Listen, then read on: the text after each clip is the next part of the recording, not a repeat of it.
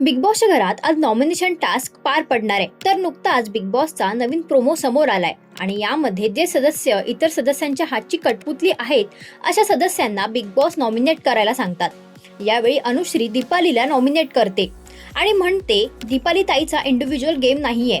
अनुश्रीने दीपालीला nominate करताच राखी सुद्धा दीपालीचं नाव घेते आणि ती दीपालीला म्हणते तू मला नेहमी कटपुतलीच दिसतेस. तर हे ऐकताच दीपाली म्हणते आधी माझं ऐकून घे. तर यावर राखी भडकते आणि म्हणते मी इथे कोणाचं ऐकून घ्यायला आली नाहीये आणि यामुळे दीपाली आणखीनच संतापते आणि तिच्यावर ओरडून म्हणते मी पण कोणाचं ऐकायला आली नाहीये.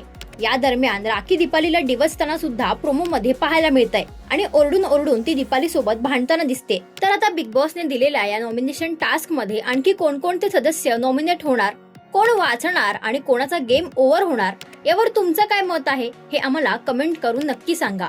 आणि big boss Marathi season 6 colours Marathi आणि जिओ हॉटस्टारवर पाहायला विसरू नका.